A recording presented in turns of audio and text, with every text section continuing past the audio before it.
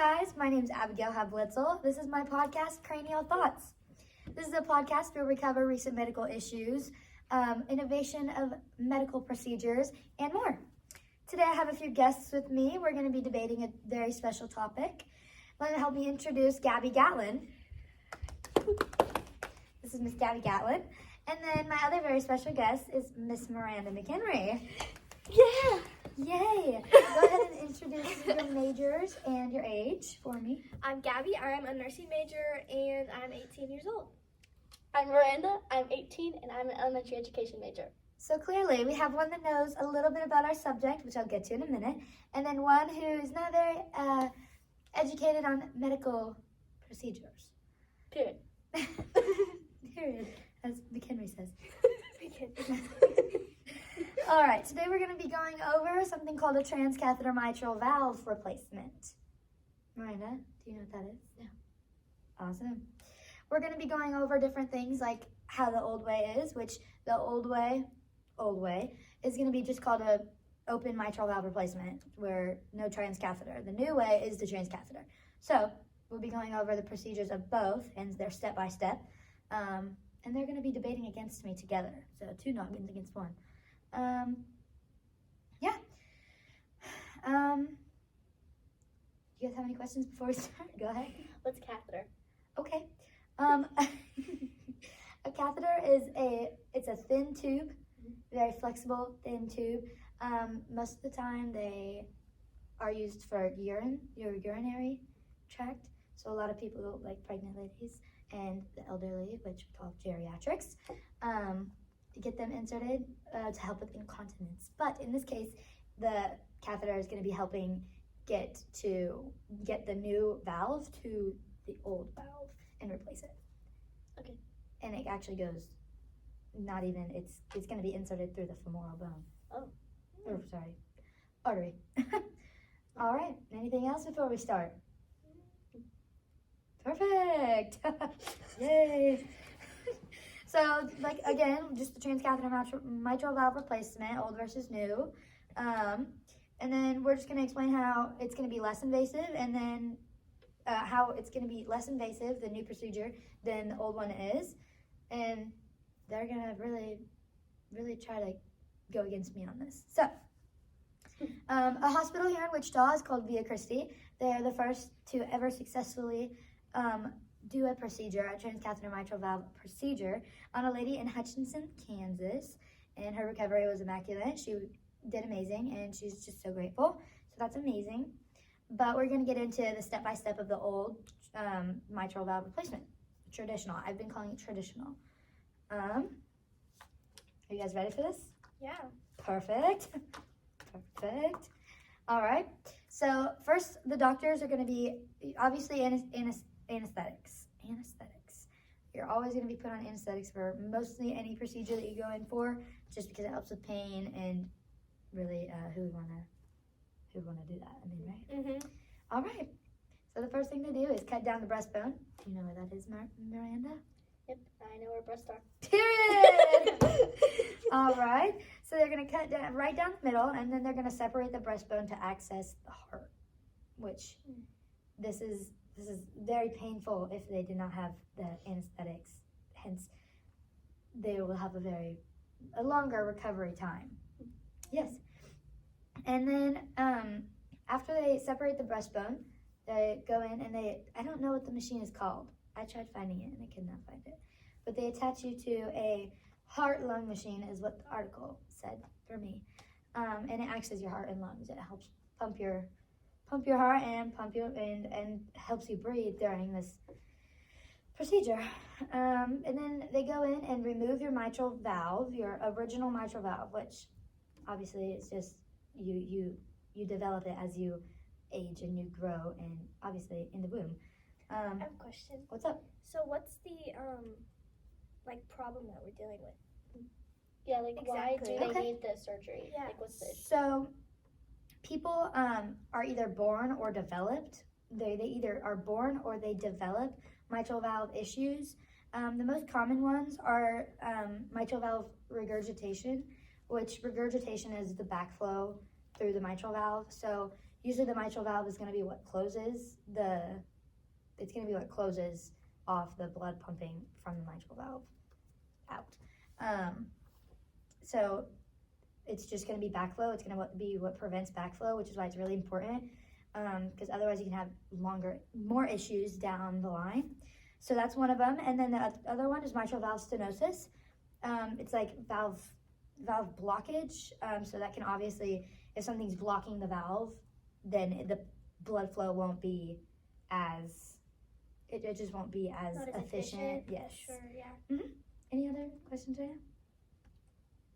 Awesome. So after they do the removal of the current mitral valve, they replace it with the new one.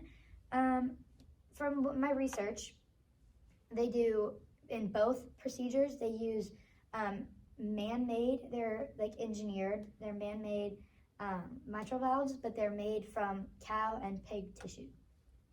Mm-hmm. And then, so they replace it with that man-made valve, and then they remove the machine, the heart-lung machine, and then they just go ahead and wire back the breastbone together to help with the healing, and then they sew and or staple the skin back together.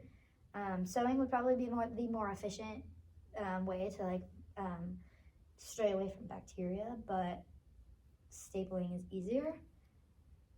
So why do they choose like pigs and cows instead of like say a cadaver or something?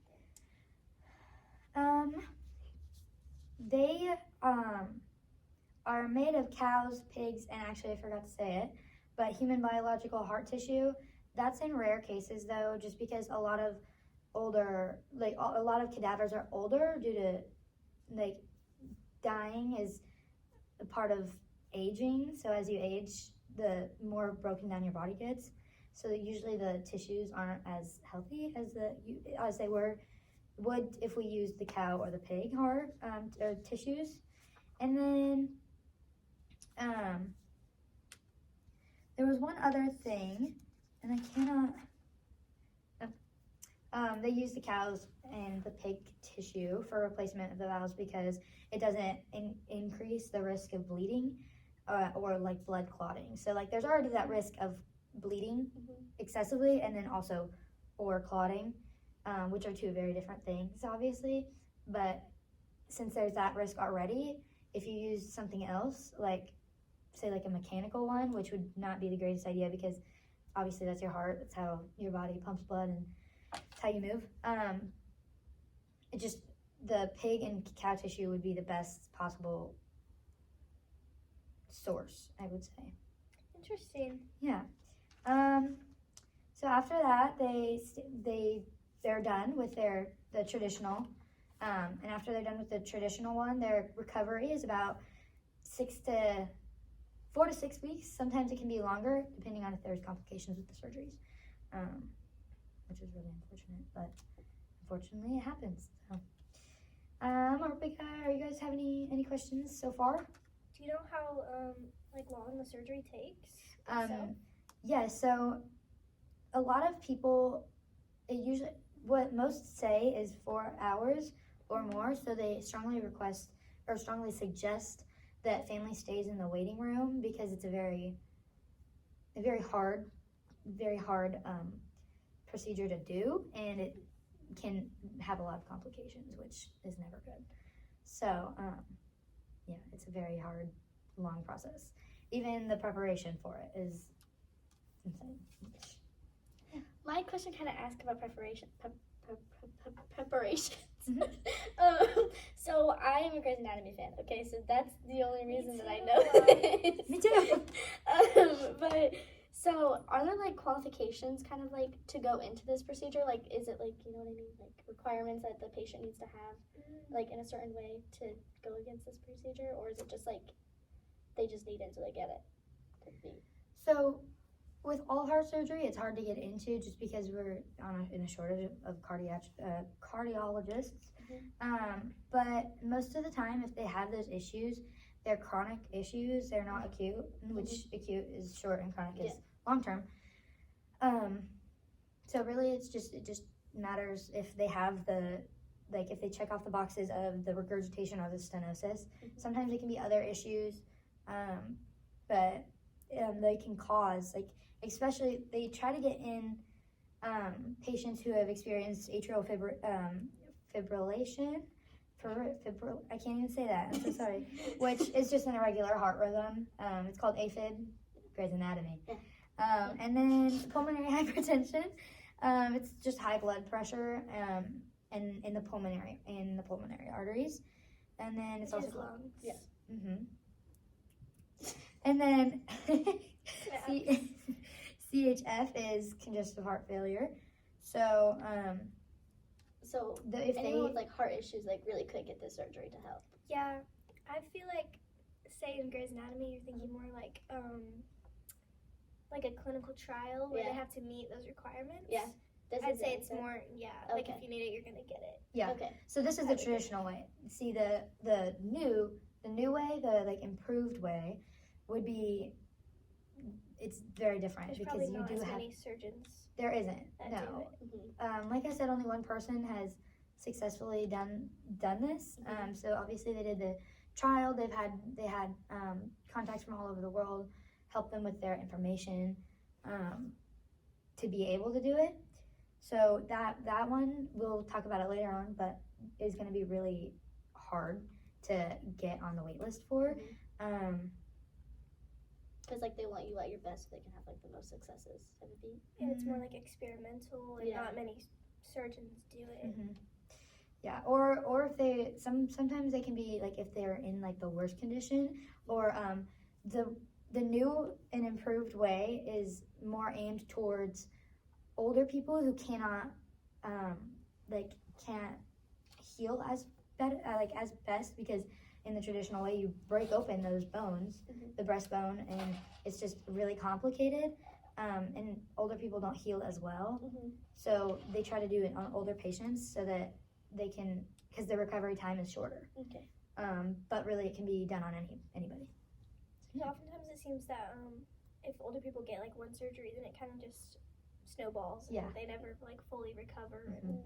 There's always I don't know. complications with the elderly with the elderly. But any other questions? Awesome. And then we can go into the transcatheter mitral valve replacement now, which is a step-by-step. It's a lot, but it also is the way that I would prefer it's implemented into the entire world, because it is the best possible way, especially if you can't work for that long recovery time, that's 6 to 8 sometimes, or 4 to 6 to 8 weeks. It can be really detrimental to income. It can be detrimental to family. Like, everybody's worrying about you. So the first thing that they do is shave the area of where they're going to stick the catheter in, which in our case would be on the thigh and the femoral bone. And then, like any other procedure, you get an IV inserted, which gives you the meds and fluids for the entire procedure. And then of the valve, that again is handmade or man-made by the pigs or the cow's tissue, sometimes even human tissue. And then you stick the valve on the end of the catheter, and then they use imaging tech to guide the catheter to the mitral valve, which is a long way. It's a very, very long way from the femoral artery all the way to the aortic, mitral valve. Sorry, it's just a long way. So the imaging tech really helps. And then they position the new mitral valve into the old mitral valve, so they don't actually take it out. It's there just for like extra precautionary, just in case the other one goes bad, which there's not a lot of, the odds are very slim that would happen. And then they secure the valve, and then they remove the catheter very carefully, because although it is a catheter and it's very very flimsy and it's very stretchy, doesn't mean it can't get caught on anything coming back through. And then they close the incision, and it's just a small little incision on the thigh instead of a huge.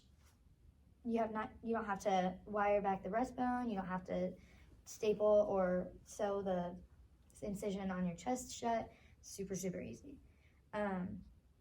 And then during the procedure, it's just like any other surgery. Healthcare providers are closely monitoring the blood pressure, the blood oxygen levels, and they monitor your heart with echocardiography, which is like pictures of the valves and the chambers of the heart while you're doing it, which again goes into the imaging technology that they used before. So yeah, that's the new and improved way, the transcatheter mitral valve replacement instead of just the regular mitral valve replacement. And that's exactly how it's done, step by step. So what's the time difference, like, for the actual surgery for that versus the other one? It is not as, it's less invasive, so it's gonna have less time, it's gonna be less risk of bacteria just because it's a smaller incision. And then the time, like, of the procedures, what you're asking, it's just gonna be, I think that when I looked it up, when I did my research on it, they mentioned that it was gonna be a 1 to 2 hour surgery, and then the recovery is, the recovery is a few days in the hospital, which is really impressive. Some people might have to stay in the ICU just to monitor things, especially if they're older in age, which unfortunately most of the patients are older in age if they're having heart problems, just because they've been alive longer and they've gone through more medical issues. But if they stay in the ICU, they don't stay very long, unless there was a really huge complication, which it's only been done on one person, so we can't really tell. And yeah, just a few days in the hospital. And then going back into the recovery, it's just all they do is cardiac rehab. They don't do it for very long. They just make sure that everything is functioning okay. They do follow-up appointments. They if you need to be put back on medications for like other health issues, they put you back on medications. They also give you medications if needed. And then, yeah, full recovery time is just a few days versus 4 to 6 to 8 weeks.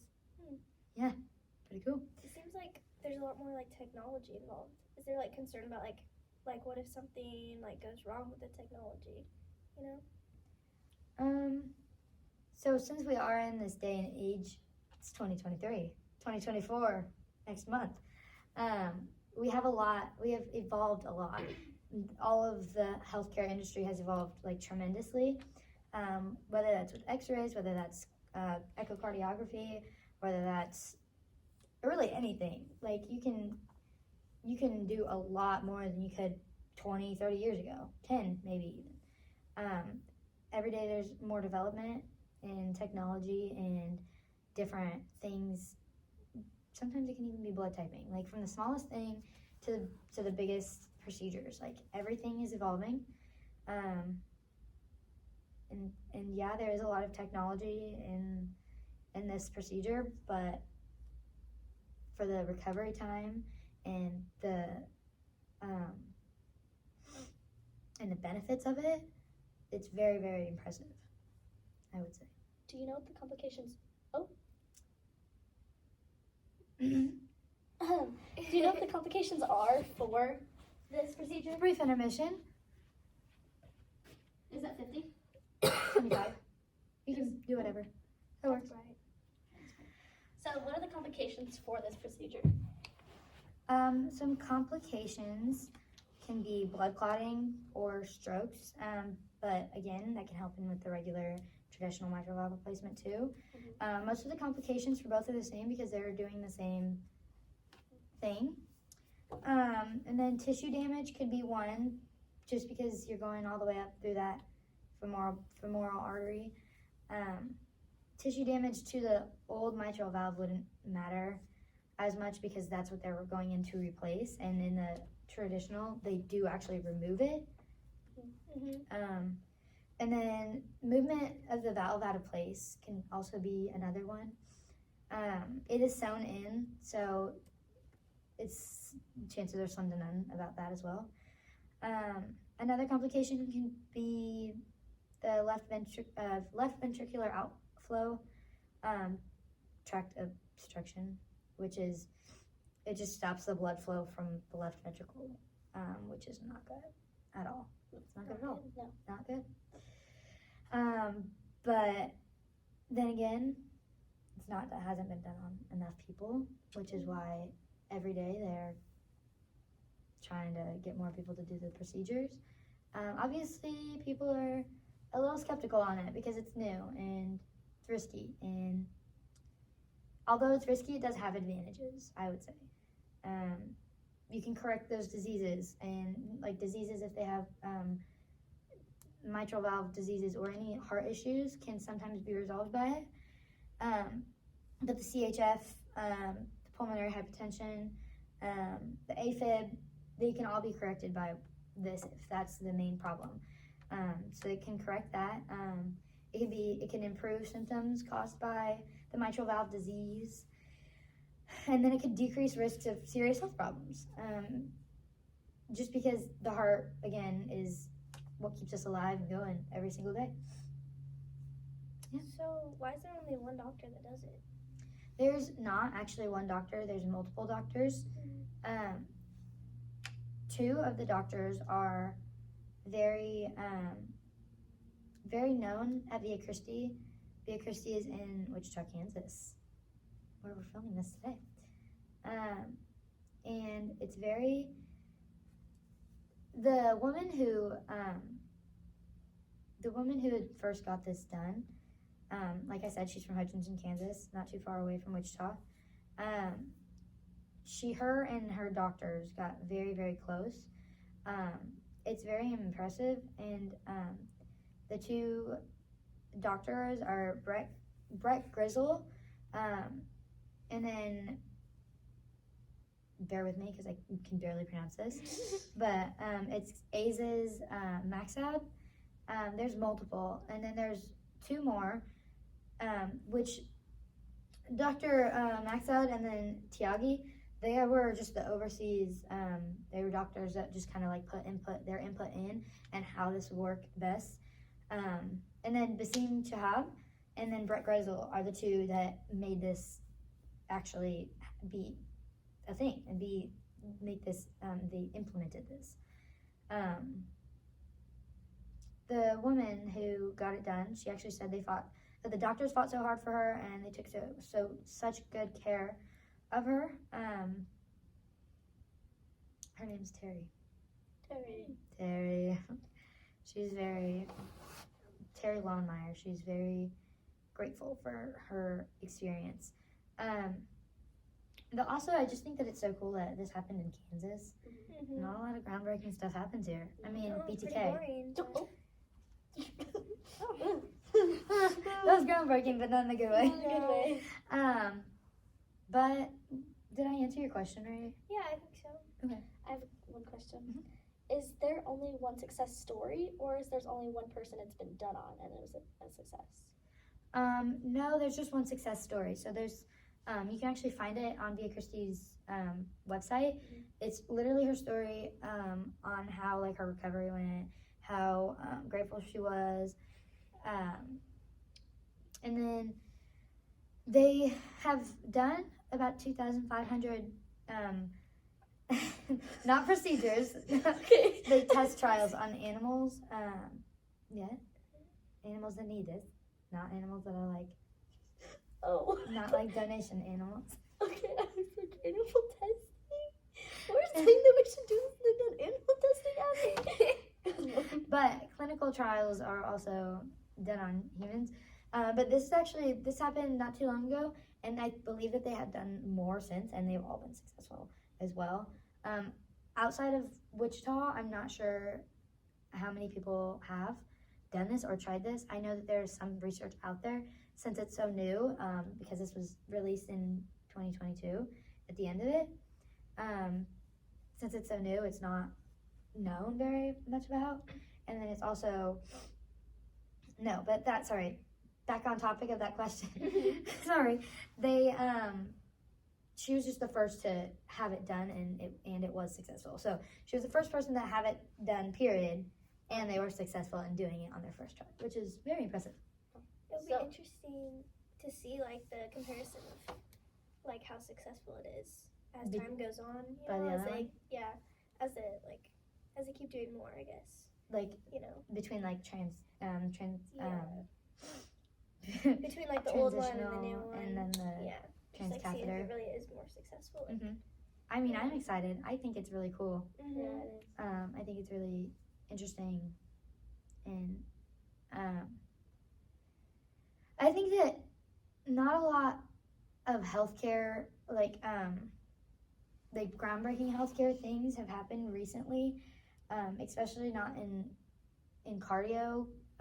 The heart is very valuable to us, and not a lot of people try new things because it is so valuable. So the fact that they did this and are like successing in it is also crazy to me. I'm very, very, very thankful. Yeah, anything to say that?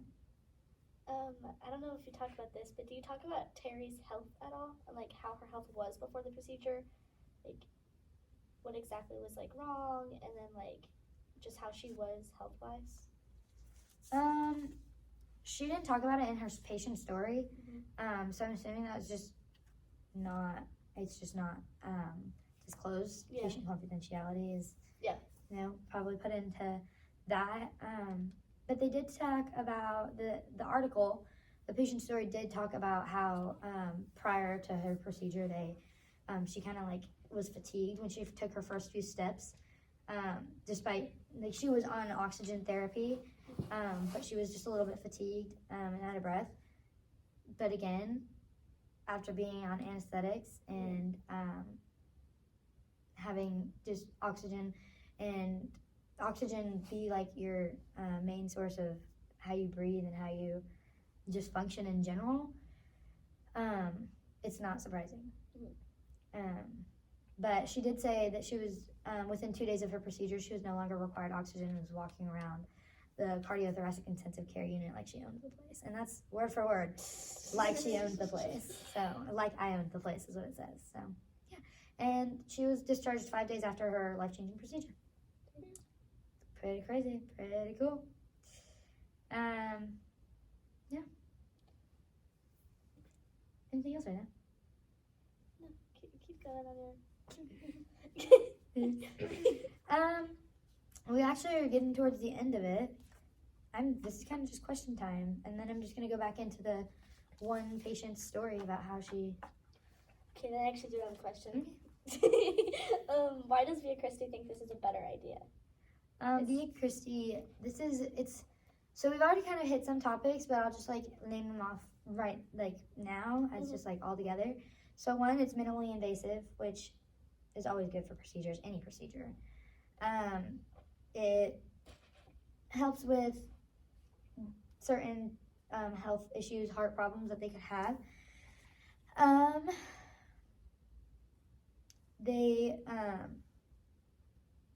Let me think about this. So sorry. I have no cards.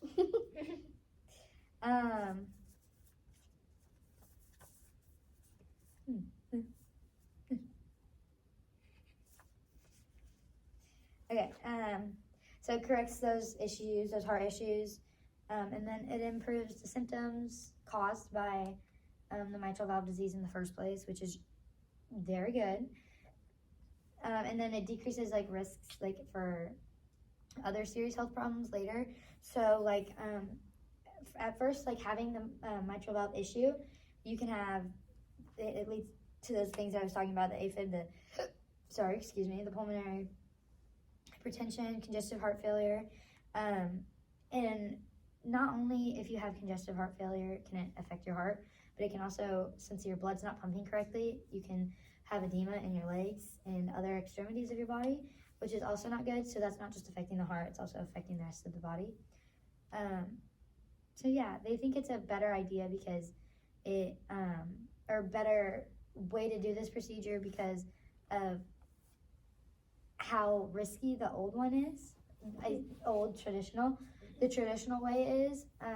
If there's no reason to be breaking the breastbone, or even sometimes like the ribs, if there's no reason to be breaking them, then why are we doing it? It's very hard to heal back together. Even just like the sternum in general. So it's not it's just less invasive. You have less scarring. You just, it's living a better life in general, and it's very unique. It is very unique.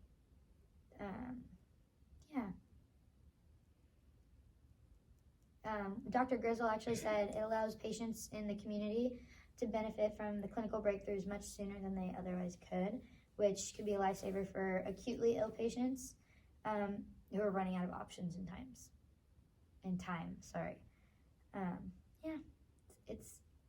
It's not a last minute thing, but it's also not first option. The procedure is risky, and that is what repels people the most.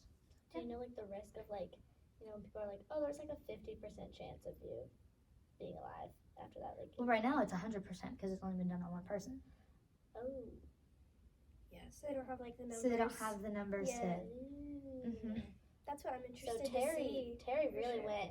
to my ham. She said go home run or go home. So Go big or go that's home. what the thing is.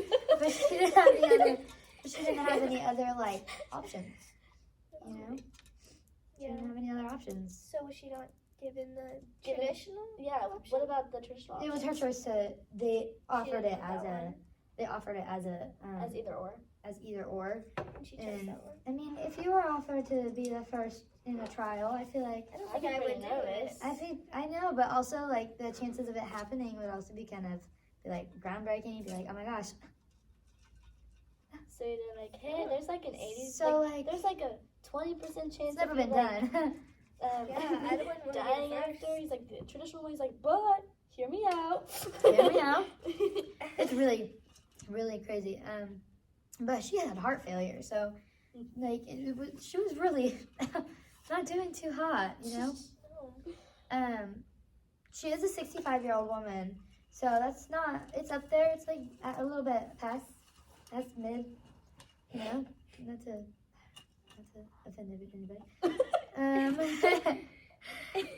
She's not old, but she's not. No. She's not a yeah. young 20-year-old. They did say that Miss Terry, she did. They didn't say exactly what she had, but they did say a few of the issues that she had, just not all of them. So she had the mitral valve stenosis and the regurgitation. Okay. So she was like between the backflow, the blood flow, and the blockage not like working correctly. She was very unfortunate, and now she's fortunate. So, Terry. So is there any reasons that you guys think that this shouldn't be implemented to the rest of the world? I wouldn't say shouldn't be, but I think that we should be cautious in how quickly we like. I agree. Implement it? Yeah, just because it's so experimental. We've only done it once. Yeah. I agree. Being cautious with it, like I wouldn't say, because also I don't know the like expertise of these doctors. I don't know how long they've worked and like to really like learn how to do this procedure. And so I wouldn't say that I'd be like, go all around the world. Let's do it now. Like I'd just be like, Well, yeah, and for obviously sure, it'd be like like- a slow, like Yeah. implementation process, anyways, because you can't just like these doctors have to be taught this procedure. It's not just like I'm throw you in. Yeah. Because that would mess up the rate of the sorry, my brain just blanked. The rates of success. the rates of success. Thank you. So that'd mess up. It'd mess up the percentage of that. It'd mess up a lot of numbers, I would say. And it's not just about the numbers. It's about how many people that you can help. Yeah. But as well as it is that, it is also about numbers because if the people don't see good numbers, they're gonna stray away from it. They're not gonna want to do that again. If that makes sense. But after hearing, because I went to the same presentation as you about this, and after hearing them talk and just how intelligent they were and So how smart. personable and you know they wouldn't do anything that would hurt someone purposefully. Yeah. So And they both specialize in cardio, so Yeah. they know what they're doing, Yeah. obviously. just listening to them and they were very intelligent. They knew their stuff. And you could tell that they're passionate about it because they've been working on it for so long. Yeah. One of the doctors, Shahab, I remember him saying something about how with statistics and like computer and technology, just AI advancing, because they do talk about AI a lot. This is one of the, it's how they tested it. So they like tested it through AI as well to see like the rates and how this would work and this and that and the other. But he was talking about how he worked about 5 years for like to see how it would like turn out, right? And then he put it into AI to see like how fast they could figure it out. And it was like less than a second they figured it out. And he was like, I can't believe I did all that work. And I could have just used AI. That's how you can tell. That's how you know like AI and like just technology in general is advancing so much. Like that's just crazy. That is really crazy. I know he felt defeated. I know, because I would be like, I bet robots better than me. like it's literally crazy. But at the same time, like robots can't do the same things we can, you know? Yeah. There's definitely a balance with it. So. I think that everybody, like robots and just technology helps us as much as they don't have any of that information without us. Hello. You wouldn't know what you're thinking about, actually. Actually, yeah, you're wrong. Anyways, then that's kind of it. I just wanted to see how you guys felt about it after today, after this little sesh. How are we feeling? Do we think that you'd rather go the transcatheter way or the traditional way? Or just wait it out and see the numbers? I'd wait it out to see the numbers. Yeah, just me too. Like that only one person success story just makes me nervous. Which obviously they're already working on going like more. Yeah. And they already have people signed up for more. Yeah. So. But I would definitely consider the new way. Yeah, I agree. Guys, what about the risks for the old way, the traditional way? I just wouldn't like how risky, like for you. I feel like for this one, I think the less invasive procedure is obviously less risk. And so if someone's like breaking up your breastbone and then also like doing all of that, like I'd rather obviously have one small stitch that goes through my artery than some big invasive. Yeah, and I'm thinking as someone, like say with someone younger, you know, you don't want to have a giant scar on your chest for your whole life. Like sometimes we don't think about that in reality, but yeah. So especially for a younger person, I'd much rather have a small scar on my thigh than a big scar between my chest. Yeah, which is obviously more common in older people, but something to think about. Also, I'd like to take back something I said earlier. I did not mean 2,500 procedures earlier. I meant the team has performed 2,500 procedures over the past decade. Not specifically on this, just overall. In general, like the cardio, team has done 2,500. So that was my bird brain. So I apologize for that. Thank you guys so much. I really appreciate you for coming on Cranial Thoughts. Yeah. Thoughts, spelled THOTS. Thoughts. Anyways. Oh, yes, okay. Anyways. Thank you so much for listening to this. I hope you enjoyed it, and I hope you, in the future, if you have any of these problems listed. Is that what that says? It says 49. Any of these problems listed, that you consider a transcatheter mitral valve replacement. Thank you so much, and have a good night. It's currently 10:57 on Friday night, and we are signing out. I'm Abigail Havlitz. I'm Miranda. I'm Gabby. Have a good night.